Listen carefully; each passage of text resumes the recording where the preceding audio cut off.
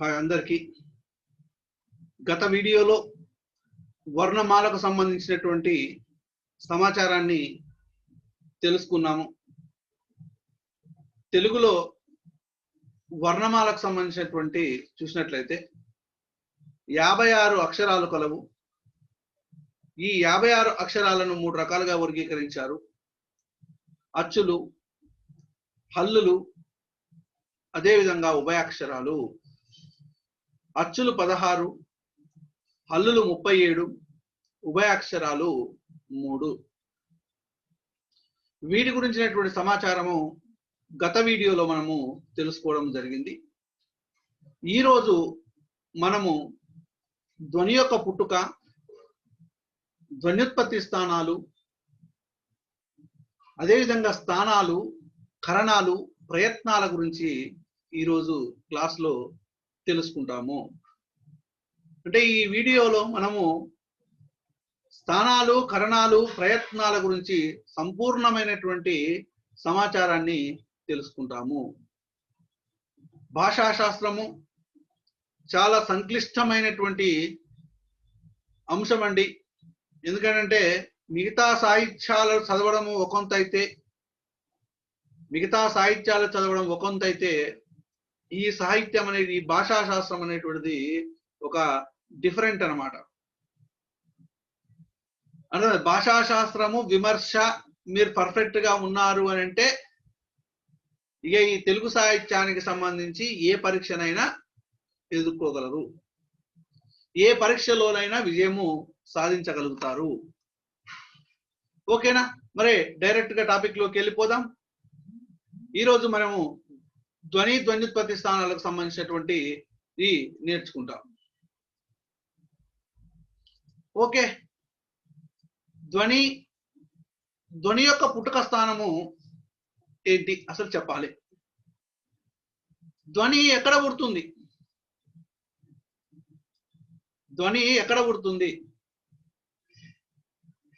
ధ్వని యొక్క పుట్టుక స్థానము ఏంటి? ధ్వని యొక్క పుట్టుక స్థానము, ధ్వని గొంతులో పుడుతుంది, నోట్లో పుడుతుంది, ముక్కులో పుడుతుంది కాదండి. ధ్వని యొక్క పుట్టుక స్థానము ఎక్కడనంటే నాభి. ధ్వని యొక్క పుట్టుక స్థానము నాభి. ధ్వని యొక్క పుట్టుక స్థానము నాభి. ధ్వని యొక్క పుట్టుక స్థానము నాభి. ఈ నాభి దగ్గర పుట్టినటువంటి ధ్వని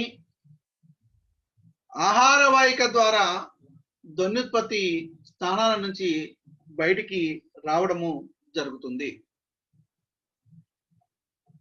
కానీ గొంతులో పుడుతుంది, ముక్కులో పుడుతుంది, నోట్లో పుడుతుంది అనేటువంటిది కాదండి. ధ్వని యొక్క పుట్టుక యొక్క స్థానము నాభి. అందుకనే ముందుగా అసలు తెలంగాణ గురుకుల టీజీటీ సిలబస్ ను మనం పరిశీలించి చూసినట్లయితే భాషాంశాలు అనేటువంటి టాపిక్ ఉంటుంది. 7వ చాప్టర్ భాషాంశాలు అనేటువంటి టాపిక్ లో ఉచ్చారణ అనేటువంటిది ఒకటి టాపిక్ ఇవ్వడం జరిగింది.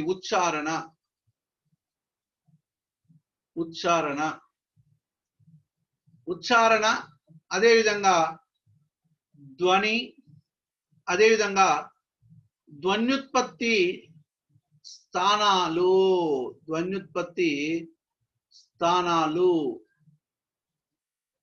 అనేటువంటి టాపిక్ ఇవ్వడం జరిగింది. ముందుగా మరి ఉచ్చారణ అంటే ఏందో చూద్దాం. ఉచ్చరించడమే ఉచ్చారణ. మానవ శరీరంలో వాక్ ఇంద్రియాలు ఉంటాయి. అంటే మాటను ఉత్పత్తి చేసేటువంటి ఇంద్రియాలు ఉంటాయి, అవయవాలు ఉంటాయి. ఈ వాక్ ఇంద్రియాల ఏర్పాటు లేకపోతే అసలు భాషా ధ్వనులు బయటికి ఉత్పన్నం కావు. అసలు ఈ వాగేంద్రియాల ఏర్పాటు వల్లనే భాషా ధ్వనులు అనేటువంటివి ఉత్పన్నమవుతాయి. అంటే మానవ శరీరంలో వాగేంద్రియాల ఏర్పాటు వల్ల భాషా ధ్వనులు ఉత్పన్నమవుతాయి. ఈ భాషా ధ్వనులని ఏమంటామని అంటే మన భాషా శాస్త్ర పరిభాష ప్రకారము ధ్వని అని అంటాము. అంటే మాటను ఉత్పత్తి చేసేటువంటి అవయవాలు ఉంటాయి కదా, అవి ఉత్పత్తి చేసేటువంటి భాషా ధ్వనులను ధ్వని. దీనికే ఇంకొక పేరు వాక్, దీనికే ఇంకొక పేరు ఉచ్చారణ, దీనికే ఇంకొక పేరు ఉచ్చారణ. మళ్ళీ ఒకసారి చెప్తాను, మానవ శరీరంలోని వాగేంద్రియాల ఏర్పాటు వల్ల భాషా ధ్వనులు ఉత్పన్నమవుతాయి, భాషా ధ్వనులు ఉత్పన్నమవుతాయి. వీటికే ధ్వని లేక వాక్ లేక ఉచ్చారణ అని పేరు. మరి ఈ ఉత్పన్నమైనటువంటి ధ్వనుల యొక్క భేద, ఇప్పుడు చూడండి, ఒక ధ్వని ఉత్పత్తి చేస్తాను, ఇది ఒక ధ్వని,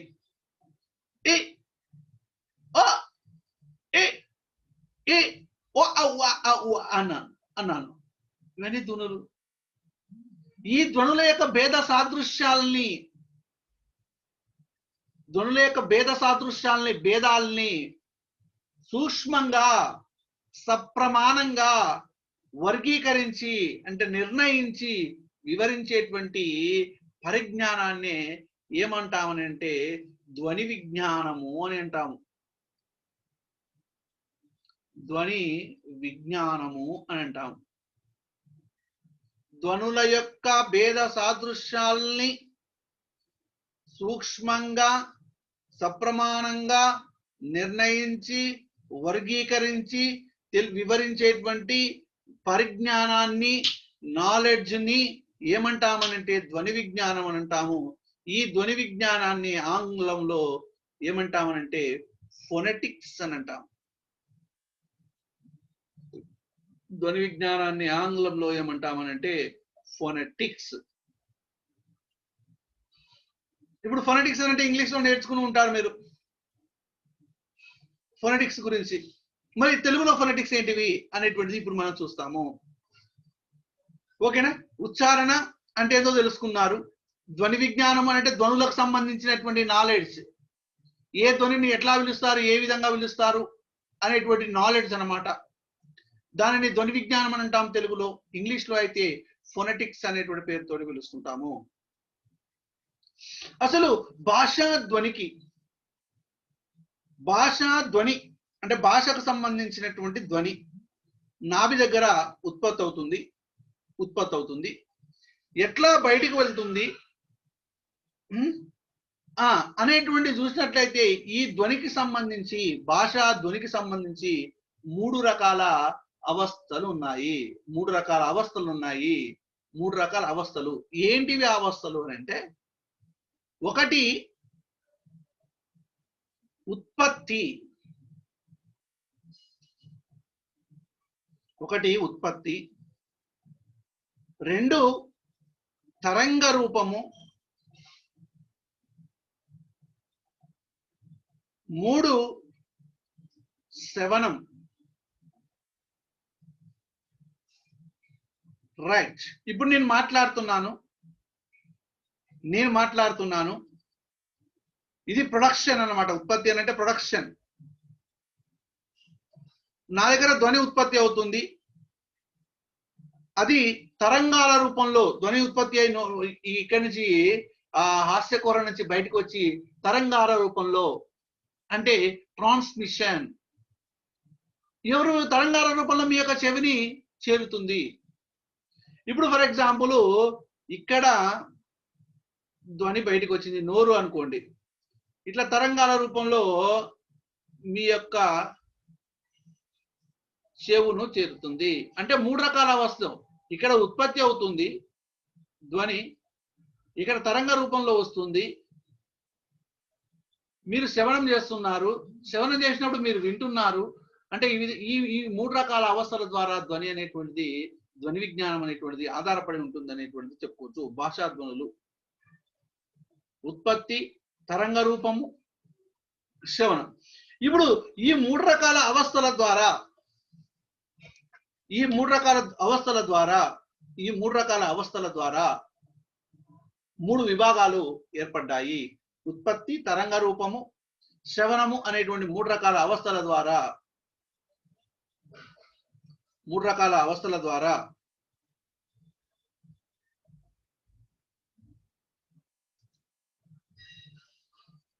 ఏది బోర్డు కనపడట్లేదా?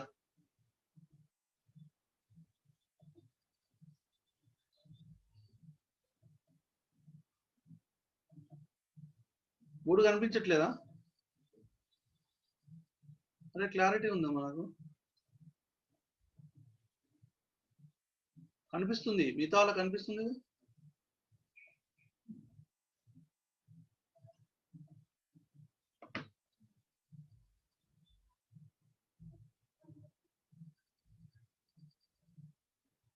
రైట్.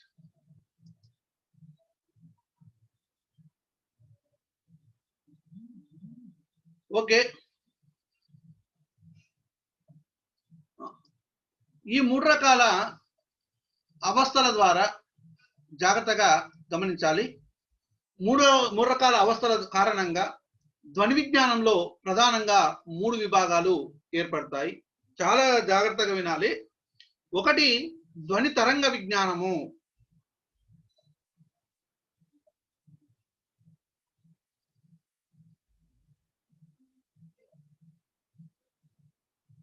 ధ్వని తరంగ విజ్ఞానము.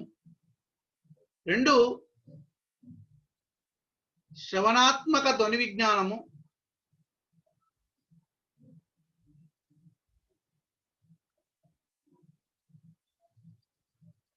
3 ఉచ్చారణాత్మక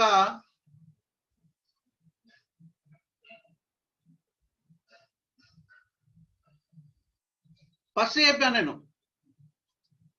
ధ్వని అన్న, వాక్ అన్న, ఉచ్చారణ అన్న మూడన్నా ఒకటే. ఇప్పుడు ధ్వని తరంగ విజ్ఞానము, శ్రవణాత్మక ధ్వని విజ్ఞానము, ఉచ్చారణాత్మక ధ్వని విజ్ఞానం అనేటువంటిది చూసినట్లయితే, ఉచ్చారణాత్మక ధ్వని విజ్ఞానం చూసినట్లయితే ఇప్పుడు ఒక్కొక్క విజ్ఞానం గురించి చూద్దాం. ధ్వని తరంగ విజ్ఞానము, ఇది ఫస్ట్ చూద్దాం. ధ్వని తరంగ విజ్ఞానము, ఇందులో మన తెలుగు భాషా శాస్త్రానికి సంబంధించి మన ధ్వని విజ్ఞానం, ఉచ్చారణాత్మక ధ్వని విజ్ఞానానికి సంబంధించి ఏది సూట్ అవుతుందో మనం చూద్దాం. ధ్వని తరంగ విజ్ఞానము అంటే మనము ధ్వనుల్ని ఉచ్చరించేటప్పుడు అవి గాలిలో కలిగించేటువంటి విభిన్న తరంగాల్ని, విభిన్న ధ్వని తరంగాల్ని ఏం చేస్తారనంటే యంత్రాల ద్వారా నమోదు చేసి వాటిలో గల భేదాల్ని పరిశీలిస్తారు. ఏం లేదండి ఇక్కడ ధ్వని తరంగ విజ్ఞానం అంటే ఏం లేదు. మనం ధ్వనుల్ని ఉచ్చరిస్తాము,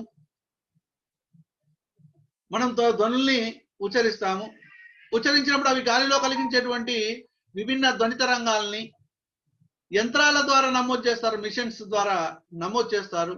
నమోదు చేసి ఆ యంత్రాల ద్వారా ఆ ధ్వనులలో ఉన్నటువంటి భేద సాదృశ్యాలని పరిశీలిస్తారు.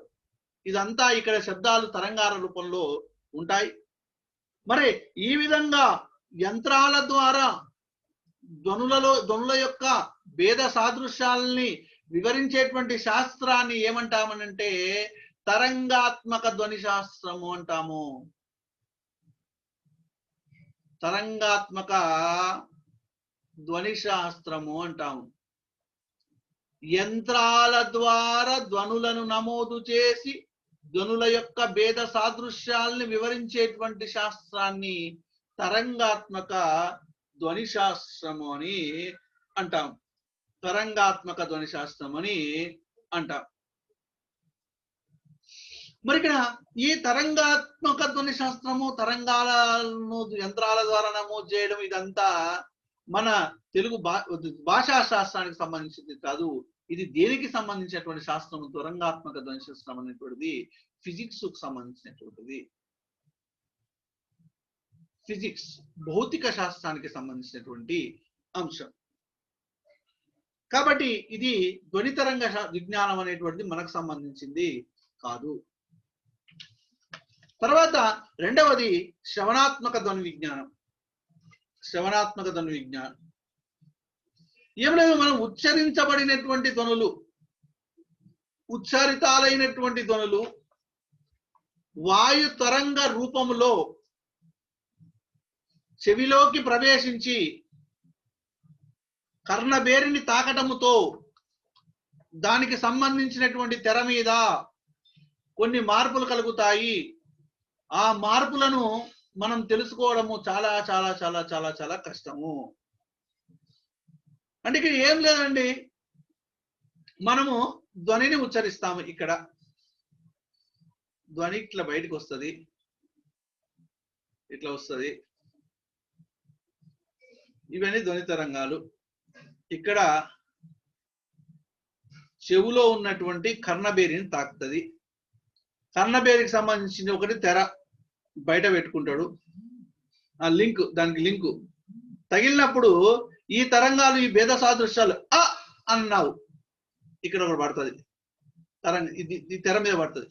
ఈ అని అన్నావు, ఓ అన్నావు. ఇట్లా మరి ఈ ఈ ధ్వని భేద సాదృశ్యాలని తెర మీద కనుగొన. మరి ఈ తెర మీద పడ్డటువంటి భేద సాదృశ్యాలను మనం గుర్తించడానికి వీలు లేదు. మరి ఈ విధమైనటువంటి ధ్వని శాస్త్రాన్ని, ఈ విధమైనటువంటి చెవిలో కర్ణబేరిని తాకడం ద్వారా ధ్వని భేద సాదృశ్యాన్ని గుర్తించేటువంటి శాస్త్రాన్ని ఏమంటామనంటే శవరాత్మక ధ్వని శాస్త్రం అని అంటాం. శవరాత్మక ధ్వని శాస్త్రము అంటాం. శవనాత్మక ధ్వని శాస్త్రం అని అంటాం. ఇది మరి ఇట్లా ఈ చెవుకు సంబంధించి కర్ణబేరిని తాకి ఒక తెర పెట్టుకొని ఆ తెర మీద ఇట్లాంటి శాస్త్రం అంతా దేనిదని అంటే ఈఎన్టీకి సంబంధించినటువంటి ఇయర్ నోస్ టోన్ అనే ఒకటి ఈఎన్టీ ఉంటారు, చెవి నిపుణులు ఉంటారు, వైద్య నిపుణులు ఉంటారు, చూసినవా, ఆ శాస్త్రం సంబంధించిన ఇది కూడా మనకు సంబంధించింది కాదు. ధ్వని తరంగ విజ్ఞానము మనది కాదు, శవనాత్మక ధ్వని విజ్ఞానం కూడా మనది కాదు. ఇప్పుడు ఉచ్చరణాత్మక ధ్వని విజ్ఞానానికి వద్దాం. ఏం సార్ ఉచ్చరణాత్మక ధ్వని విజ్ఞానం అని అంటే జాగ్రత్తగా గమనించాలి. వక్త మాట్లాడేటువంటి వాడు వాక్ ఉత్పత్తి అవయవాల వల్ల ధ్వని పుడుతుంది. ఇప్పుడు నేను మాట్లాడుతున్నాను, నా లోపల వాక్ను ఉత్పత్తి చేసేటువంటి అవయవాలు ఉంటాయి. ఈ వాక్ ఉత్పత్తి అవయవాల వల్ల ధ్వని పుడుతుంది. ఒక ధ్వనిని ఉచ్చరించేటప్పుడు ముఖ యంత్రంలోని అవయవాలు ఏ విధంగా ప్రవర్తిస్తున్నాయి అనేది మనం తెలుసుకోవాలి. ఇప్పుడు నేను మాట్లాడుతుంటే నా ముఖ యంత్రం, ఈ ముఖంలో ఉన్నటువంటి ఏ అవయవాలు కదులుతున్నాయి, ఏవే అవయవాలు కదలట్లేవు. ఇప్పుడు నేను మాట్లాడుతున్నటువంటి క్రమంలో నా ముఖ యంత్రంలో ఏమేమి కదులుతున్నాయి ఒకసారి చెప్పండి. నా ముఖ యంత్రంలో ఏమేమి కదులుతున్నాయి? కళ్ళు, ముక్కులు, కళ్ళు వదిలేది, కళ్ళు ఎట్లా కదులుతాయి, చెవులు వదిలేది, మిగతా ఏమేమి కదులుతున్నాయి? నేను మాట్లాడుతున్నప్పుడు చేతులు కదులుతున్నాయి అనొద్దు, ముఖ యంత్రంలో మాత్రమే అని చెప్పాను. పెదవులు కదులుతున్నాయి, ఇంకేం కదులుతున్నాయి? దవడ కదులుతుంది, ఇంకేం కదులుతున్నాయి?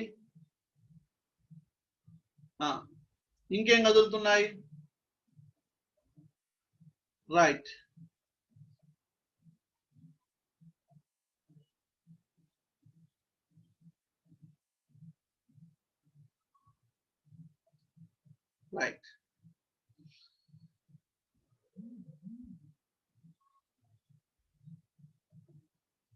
నాలుక కదులుతుంది. రైట్. ఇప్పుడు జాగ్రత్తగా గమనించాలి. ఇప్పుడు వాక్దుత్పత్తి అవయవాల ద్వారా ధ్వని పుడుతుంది. ఒక ధ్వనిని ఉచ్చరించేటప్పుడు ముఖ యంత్రంలోని అవయవాలు ఏ విధంగా ప్రవర్తిస్తున్నాయో అది మనం తెలుసుకోవాలి. ముఖ యంత్రంలోని అవయవాలు ఏ విధంగా ప్రవర్తిస్తున్నాయో తెలిపేటువంటి శాస్త్రాన్ని ఏమంటామనంటే ఉచ్చరణాత్మక ధ్వని విజ్ఞానం అని అంటాం. ఉచ్చరణాత్మక ధ్వని విజ్ఞానం అని అంటాం. ముఖ యంత్రంలోని అవయవాలు ఏ విధంగా ప్రవర్తిస్తున్నాయో తెలిపేటువంటి శాస్త్రాన్నే ఉచ్చారణాత్మక ధ్వని విజ్ఞానం అంటారు. మరి ఇక్కడ ప్రాచీన సంస్కృత వ్యాకరణవేత్తలు ఉచ్చారణాత్మక ధ్వని విజ్ఞానాన్ని అనుసరించి మరి భాషా ధ్వనులను వర్గీకరించారు. అంటే ధ్వనులు బయటికి ఉత్పన్నమైనప్పుడు, అంటే బయటికి ఉత్పన్నమై బయటికి విడుదలైనప్పుడు ఆ భాషా ధ్వనులను ఏం చేశారంటే ప్రాచీన సంస్కృత వ్యాకరణకర్తలు ఏం చేశారంటే భాషా ధ్వనులను వర్గీకరించడము జరిగింది. ఇప్పుడు మళ్ళొకసారి చెప్తాను చూడండి. ధ్వని తరంగ విజ్ఞానం అనేటువంటిది మనకు సంబంధించింది కాదు, ఫిజిక్స్ కు సంబంధించింది. అడుగుతాడు బిట్టు. ఈ కింది వాటిలో ధ్వన్యుత్పత్తి అవయవ భాషా ధ్వనులకు సంబంధించిన విజ్ఞాన శాస్త్రం ఏది అని అంటాడు. ధ్వని తరంగ విజ్ఞానం అనేటువంటిది ఫిజిక్స్ కి సంబంధించింది. శ్రవణాత్మక ధ్వని విజ్ఞానం అనేటువంటిది ఈఎన్టీకి సంబంధించింది. ఉచ్చారణాత్మక ధ్వని విజ్ఞానం అనేటువంటిది మనది. ఉచ్చారణాత్మక ధ్వని విజ్ఞానం అంటే మళ్ళొకసారి చెప్తా చూడండి. ముఖయంత్రంలోని అవయవాలు ఏ విధంగా ప్రవర్తిస్తున్నాయో తెలిపేటువంటి శాస్త్రాన్ని ఉచ్చారణాత్మక ధ్వని విజ్ఞాన శాస్త్రం అని అంటారు. శ్రవణాత్మక ధ్వని విజ్ఞానం అని అంటే ధ్వనిని ఉచ్చరించినప్పుడు అది తరంగా రూపంలో చెవిలో ఉన్నటువంటి కర్ణబేరానికి తాకి దానికి సంబంధించినటువంటి తెర మీద అంటే ధ్వనుల యొక్క భేద సాదృశ్యాలను గుర్తించడాన్ని శ్రవణాత్మక ధ్వని విజ్ఞానం అని అంటాము. ధ్వని తరంగ విజ్ఞానం అని అంటే జాగ్రత్త వినాలి. ధ్వనిని ఉచ్చరించినప్పుడు ఆ తరంగాల రూపంలో వచ్చినటువంటి ధ్వనిని యంత్రాల ద్వారా నమోదు చేయడాన్ని ధ్వని తరంగ విజ్ఞానం అని అంటాము. ఉచ్చారణాత్మక ధ్వని విజ్ఞానం అని అంటే ఏం లేదండి, ముఖ యంత్రంలోని అవయవాలు ఏ విధంగా ప్రవర్తిస్తున్నాయో తెలిపేటువంటి ధ్వని విజ్ఞానాన్ని ఉచ్చారణాత్మక ధ్వని విజ్ఞానం అంటారు. ఈ ఉచ్చారణాత్మక ధ్వని విజ్ఞానము ఉచ్చారణాత్మక ధ్వని శాస్త్రానికి సంబంధించి ఈ భాషా ధ్వనులను కొన్ని రకాలుగా వర్గీకరించారు. మరి ఎన్ని రకాలుగా వర్గీకరించారు ఏంటి అనేటువంటిది ఒకసారిగా మనము చూద్దాం. ఉచ్చారణాత్మక ధ్వని విజ్ఞానములో, ధ్వని శాస్త్రములో భాషా ధ్వనులను బయటికి వస్తాయి కదా ధ్వనులు. ఈ భాషా ధ్వనులను ఏం చేసిరనంటే విభజించడం జరిగింది. అది తర్వాత చెప్తాను. మరి భాషా ధ్వనులను ఉచ్చరించడానికి ఉపయోగపడేటువంటి ప్రధానమైనటువంటి అవయవాలు ఉంటాయి కదా. ప్రధానమైనటువంటి అవయవాలు ఉంటాయి కదా, ముఖయంత్రంలోని అవయవాలు ఉంటాయి కదా. ఈ ముఖయంత్రంలోని అవయవాలను ఎన్ని రకాలుగా వర్గీకరించారని అంటే 3 రకాలుగా వర్గీకరించారు. అది నేను చెప్తాను. భాషా ధ్వనులను ఎన్ని రకాలుగా వర్గీకరించారనేటువంటిది లాస్ట్కి వస్తుంది. అంతకన్నా ముందు భాషా ధ్వనులను ఉచ్చరించడానికి ఉపయోగపడేటువంటి అవయవాలను 3 రకాలుగా వర్గీకరించారు. 1 స్థానాలు, 2 కరణాలు, 3 స్థానకరణాలు. 1 స్థానాలు, 2 కరణాలు, 3 స్థానకరణాలు. ఓకే, ఇప్పుడు స్థానాలు, కరణాలు, స్థానకరణాలు అని అన్నాము. స్థానాలు, కరణాలు, స్థానకరణాలు. అసలు స్థానాలు అని అంటే ఏంటి? స్థానాలు అని అంటే ముఖయంత్ర అవయవంలో ధ్వనులను ఉచ్చరించినప్పుడు కదలనటువంటి అవయవాలను స్థానాలు అని అంటారు. ముఖయంత్ర అవయవంలో, ఇదంతా ముఖయంత్రంలో కదలనటువంటి అవయవాలను ఏమంటారనంటే స్థానాలు అని అంటారు. దీనికి ఉచ్చారణ స్థానం అని కూడా అంటాము.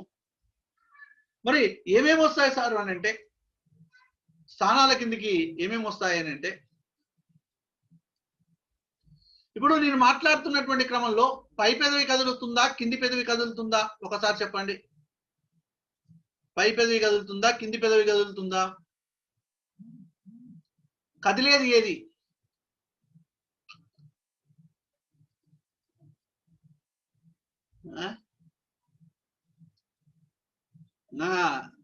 అంటే కదలనిది ఏంటిదనంటే పై పెదవి, గుర్తుపెట్టుకోండి.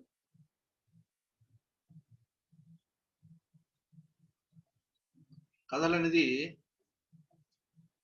పై పెదవి. అదేవిధంగా పై పళ్ళు,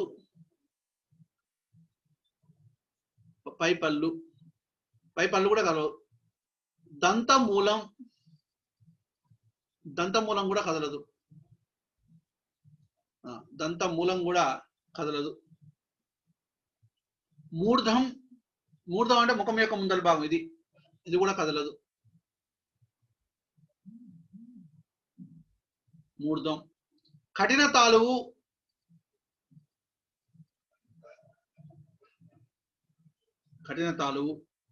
మృదు తాలువు,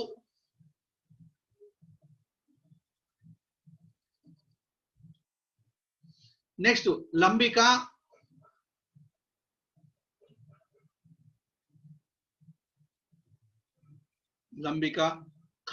కంఠనాళము. గుర్తుపెట్టుకోండి, కంఠం కదులుతుంది, కంఠం లోపల కంఠనాళం ఉంటది, కంఠనాళం కదలదు. లంబిక అంటే కొండనాలిక.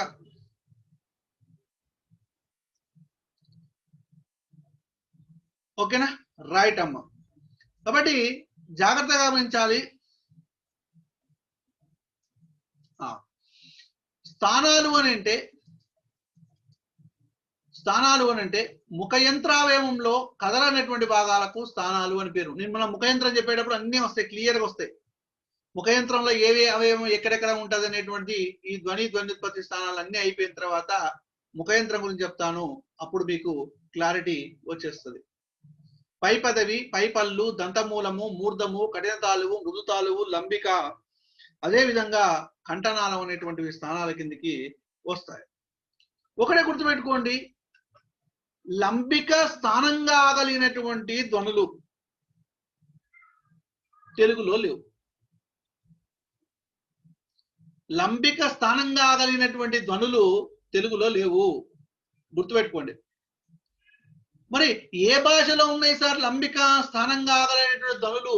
ఏ భాషలో ఉన్నాయి అని అంటే అది ఉర్దూ భాషలో ఉన్నాయి. అడుగుతున్నాడు బిట్టు. అదే విధంగా అరబిక్ భాషలో ఉన్నాయి. లంబిక స్థానంగా గన ధ్వనులు తెలుగులో లేవు. మరి ఏ భాషలో ఉన్నాయి? ఉర్దూ అరబిక్ స్థానంలో కలవు, ఉర్దూ అరబిక్ భాషలో కలవు.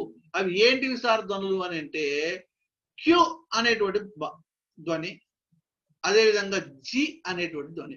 సరే ఇంగ్లీష్ రాస్తున్నారు సార్ అని అంటే ఒక ధ్వని, అది అంతే. క్యూ అని అంటే చూసినా ఆ క్యూ అనేటువంటి ధ్వని ఉర్దూలో కలదు, ఉర్దూ భాషలో కలదు. జి అనేటువంటి ధ్వని ఉర్దూ అరబిక్ భాషలో కలదు, ఉర్దూ భాషలో కలదు. కానీ ఈ లంబిక స్థానంగా కలిగినటువంటి ధ్వనులు తెలుగులో మాత్రము లేవు. ఒకవేళ లంబిక పని చేయలేదని అనుకోండి, లంబిక పని చేయకపోతే నాసిక నిరానునాసిక భేదాన్ని మనము పాటించలేము. అంటే ముక్కు ద్వారా వస్తుందా, ముక్కు ద్వారా రావట్లేదా అనేటువంటి భేదాన్ని మనము పాటించలేము. ఈ లంబికకు పైకి కిందికి చెల్లించేటువంటి ఒక గుణము కలదు. లంబిక పై భాగంలో ఉన్నప్పుడేమో కరణంగా చెప్తారు, కింది భాగంలో ఉన్నప్పుడేమో స్థానంగా చెప్తారు.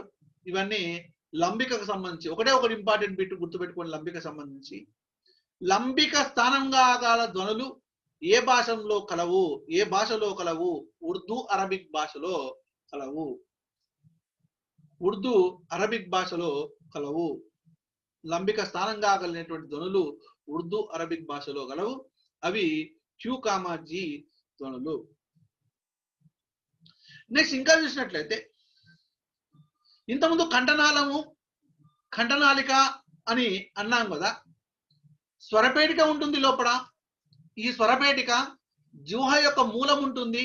ఈ జిహ్వ మూలానికి స్వరపేటికకు మధ్య గల భాగమే కంఠనాళము. కంఠ నాలిక అని అంటారు. కంఠ నాలిక. స్వరపేటికకు అదే విధంగా జిహ్వమూలానికి మధ్య గల భాగమే కంఠనాళిక. ఈ కంఠనాళికకే ఇంకొక పేరు కూడా ఉంది, దాన్ని కంఠ బిలము అనేటువంటి పేరు కూడా ఉన్నది. ఇంకొక పేరు కూడా ఉంది, సప్తపద అనేటువంటి పేరు కూడా ఉన్నది. కంఠనాళిక, కంఠ బిలము, సప్తపద అనేటువంటి పేర్లు ఉన్నాయి. స్వరపేటికకు జిహ్వమూలానికి మధ్య గల భాగమే ఈ కంఠనాళము. ఇది కంఠనాళం అనేటువంటిది స్థానము. కంఠనాళము కదలదండి, కంఠం కదులుతుంది. దీన్ని మీరు గమనించాలి. అక్కడ ఇట్లా ఉంది, ఇక్కడ ఇట్లా ఉంది అనేటువంటిది ఇది భాషాశాస్త్రం. ఓకేనా? రైట్. నెక్స్ట్, ముఖయంత్ర అవయవంలో కదలిక లేనటువంటి అవయవాలు, స్థానాలు. క్లారిటీ. ఓకేనా? రైట్. ముఖయంత్ర అవయవంలో కదలిక గల అవయవాలు, కరణాలు. ఉచ్చారణలో కదలిక గల అవయవాలు, కరణాలు. ఉచ్చరించేటప్పుడు కదలిక కలిగినటువంటి అవయవాలు ఏమవుతాయంటే కరణాలు అవుతాయి. ఏంటి సార్ ఈ కరణాలు ఏంటివి అని చూసినట్లయితే, ఒకటి క్రింది పెదవి, ఇక్కడ రాస్తున్నా చూడండి. క్రింది పెదవి, కింది పెదవి. నెక్స్ట్ క్రింది దంతాలు,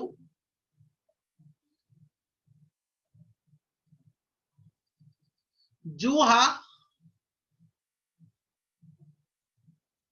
అదేవిధంగా కంఠము. ఇక కింది దవడ వస్తుంది, ఇక కింది తాలు. ఓకే, క్రింది పెదవి, క్రింది దంతాలు, జూహ, కంఠము. మళ్ళా జూహ 5 రకాలు. జూహ మూలము,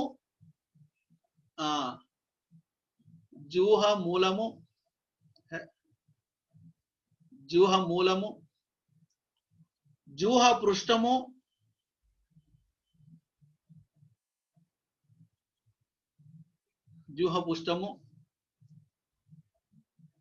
జూహ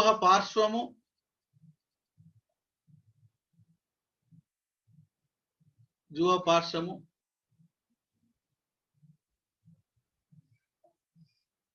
జూహ మధ్యము,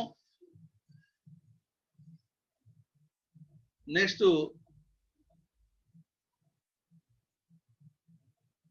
జూహాగ్రం. జూహ మూలము, జూహ పృష్ఠము, జూహ పార్శ్వము, జూహ మధ్యము, జూహ అగ్రం. ఓకే, మూలం అంటే కింద ఉంటుంది. ఓకేనా? జూహ మూలము అంటే కింద ఉంటుంది. ఒకసారి నాలుక బొమ్మేసి చూపెడతా, జాగ్రత్తగా వినండి.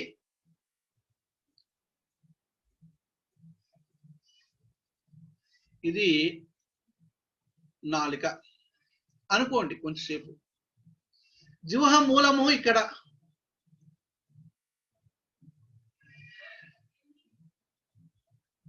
జూహ పృష్ఠము ఇక్కడ,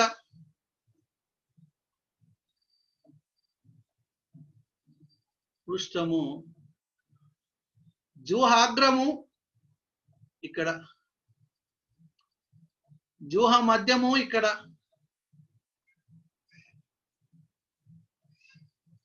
జూహ పార్శ్వము అంటే పక్కలు. ఇది పక్కలు, జూహం యొక్క పక్కలు. ఓకేనా? రైట్. ఇది మనము చెప్పుకోవచ్చు. రైట్.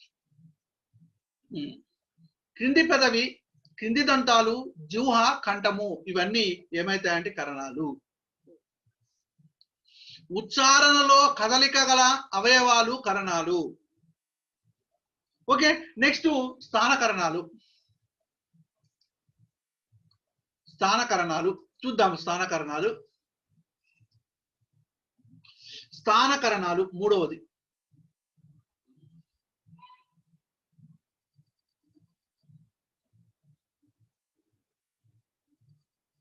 స్థానకరణాలు ఏం లేదండి. స్థానకరణాలు అని అంటే ఒక అవయవము అటు స్థానంగా ఇటు కరణంగా ఉపయోగపడితే అది స్థానకరణం అవుతుంది. ఒక అవయవము అటు స్థానంగా ఇటు కరణంగా, అంటే ఒకవైపు ఏమో స్థానంగా ఇంకొక వైపు ఏమో కరణంగా ఉపయోగపడితే దానిని స్థానకరణము అంటారు. ఈ స్థానకరణాలకు ఉదాహరణ ఏంటంటే నాదతంత్రులు.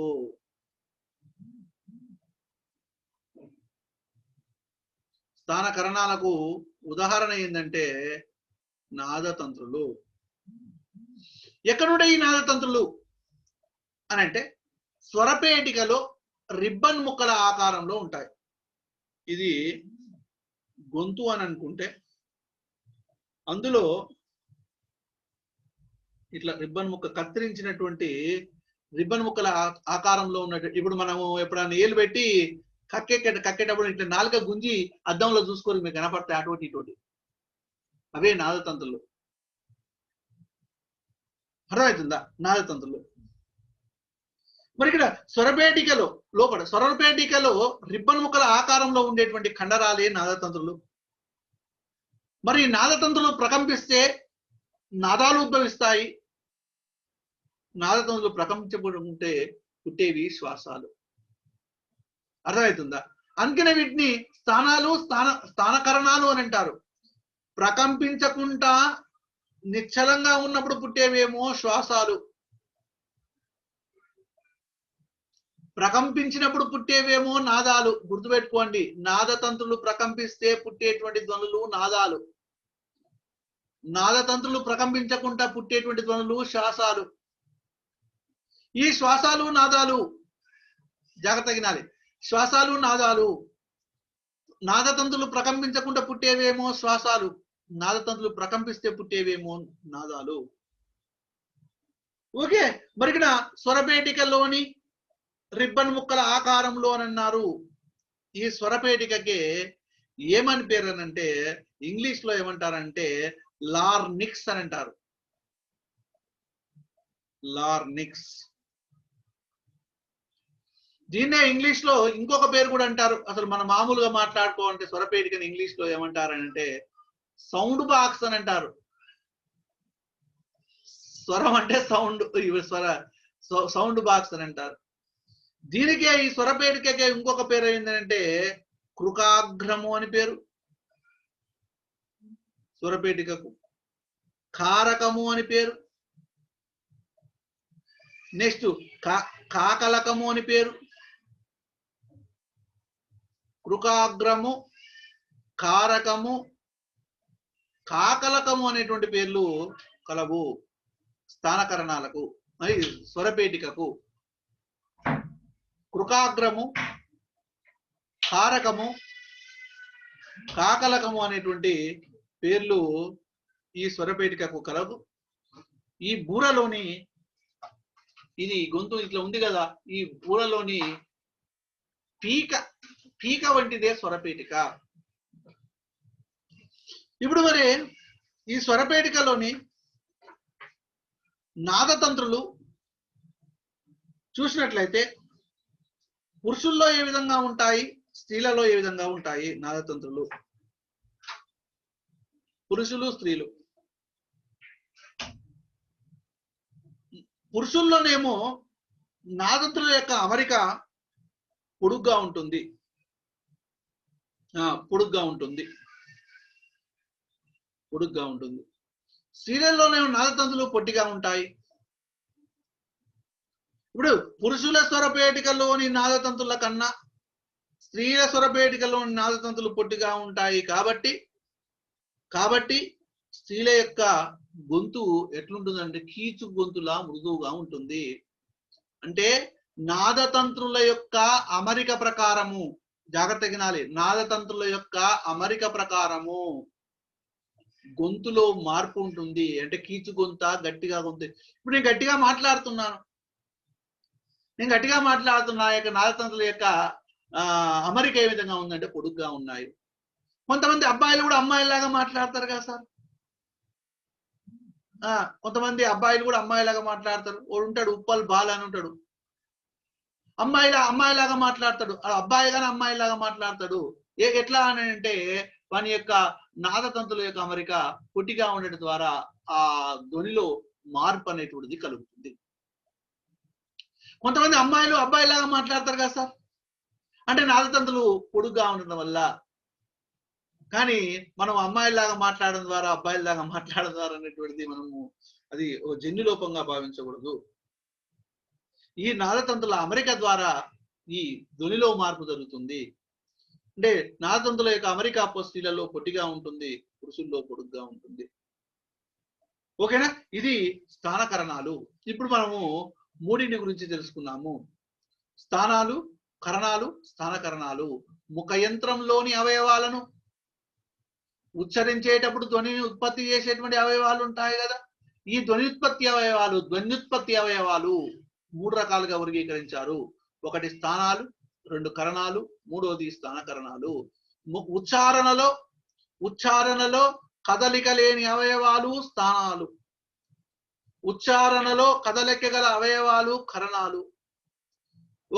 అటు స్థానంగా ఇటు కరణంగా ఉపయోగపడితే అది స్థానకరణం. స్థానకరణానికి ఉదాహరణ నాదతంతులు. స్వరపేటికలోని రిబ్బన్ ముక్కల ఆకారంలో ఉండేటువంటి కండరాలే నాదతంతులు. స్వరపేటికలోని రిబ్బన్ ముక్కల ఆకారంలో ఉన్నటువంటి కండరాలే నాదతంతులు. ఈ స్వరపేటిక అనేటువంటి ఈ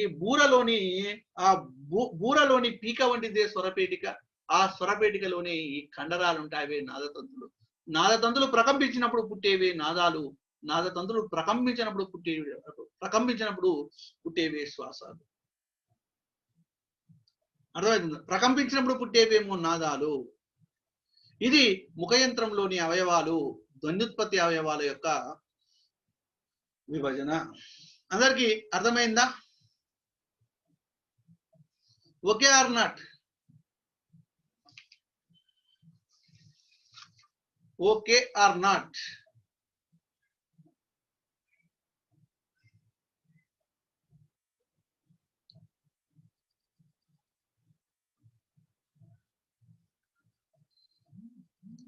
రైట్. నెక్స్ట్ మనము ఇప్పుడు స్థానాలు, కరణాలు, స్థానకరణాల గురించి తెలుసుకున్నాము. ఇప్పుడు ప్రయత్నం గురించి తెలవాలి. ఓకే, ఇప్పుడు ప్రయత్నం గురించి చూద్దాం. ప్రయత్నం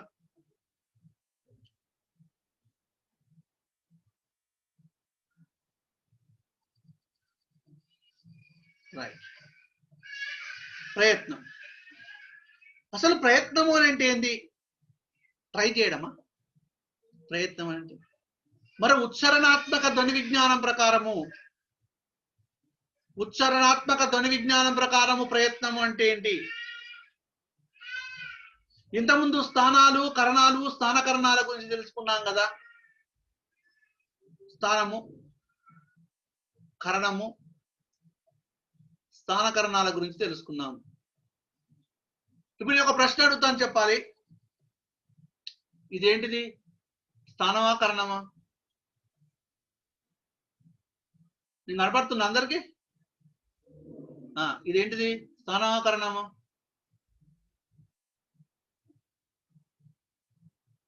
ఇదేంటిది? స్థానమా, కరణమా? కరణం. Okay, right. ఇదేంటిది? పై పెదవి ఏంటిది? పై పెదవి. స్థానమా, కరణమా? రైట్. ఇప్పుడు కింది పెదవిని కుడి చేతితో పట్టుకోండి, పై పెదవిని ఎడమ చేతితో పట్టుకొని ఇక మాట్లాడండి, చూద్దాం. వస్తుందా? రావట్లేదు. అంటే స్థానము, కరణము కలుస్తేనే ధ్వని ఉత్పత్తి అవుతుంది. అర్థమవుతుందా? స్థానము, కరణము కలుస్తేనే ధ్వని ఉత్పత్తి అవుతుంది. మరి స్థానము, కరణం కలవాలనంటే ఏం చేయాలి అంటే, స్థాన కరణాల యొక్క సంయోగము ఏ విధంగా జరుగుతుందో వివరించడాన్ని ఏమంటామని అంటే ప్రయత్నము అని అంటాం. అర్థమైందా? ఇప్పుడు ప్రయత్నం అని అంటే ఏందో, స్థానం అంటే ఏందో తెలుసుకున్నారు, కరణం అంటే ఏందో తెలుసుకున్నారు. స్థానము, కరణము సంయోగం కలవాలి, కలుస్తేనే ధ్వని ఉత్పత్తి అవుతుంది. స్థానకరణాల సంయోగం ఏ విధంగా జరుగుతుందో వివరించడాన్ని ఏమంటామనంటే ప్రయత్నము అని అంటాం. అంటే ఇక్కడ ధ్వనుల యొక్క ఉత్పత్తికి స్థానము కరణాలతో పాటు ప్రయత్నం కూడా అవసరమా కాదా? Yes or no? Tell me. ప్రయత్నం అనేది అవసరమా కాదా? Yes or no? ధ్వని ఉత్పత్తి కావాలి అని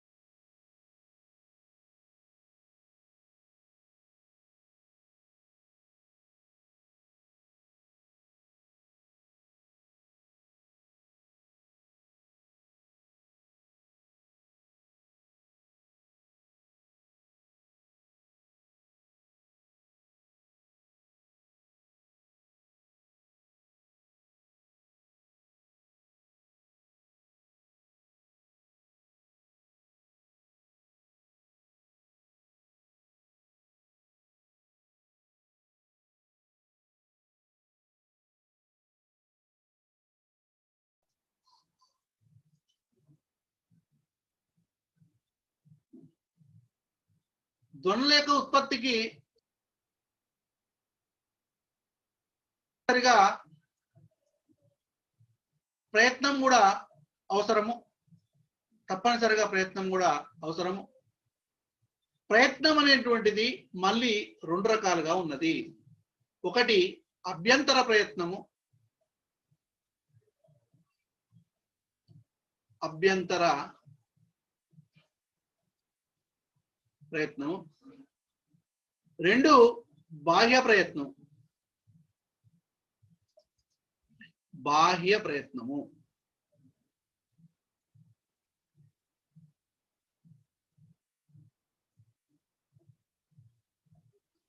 రైట్. అభ్యంతర ప్రయత్నము, బాహ్య ప్రయత్నము, ఈ రెండు మనకు కావాలి. ఇప్పుడు ధ్వనుల ఉత్పత్తికి స్థానకరణాలతో పాటు ప్రయత్నం కూడా చాలా ముఖ్యము.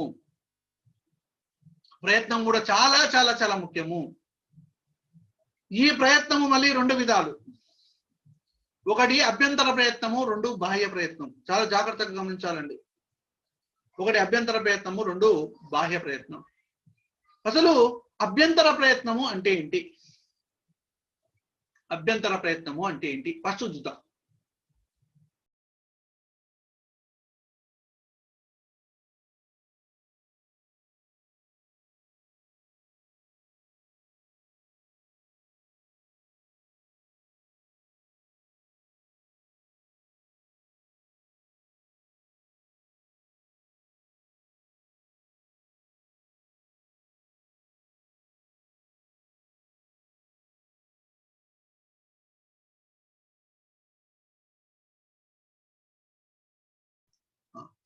అభ్యంతర ప్రయత్నం అంటే ఏందో చూద్దామండి.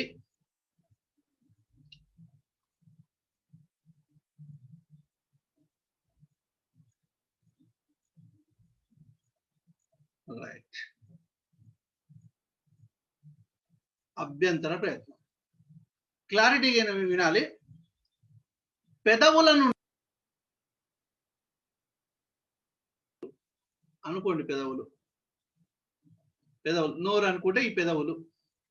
ఈ పెదవుల నుండి జిహ్వ మూలం వరకు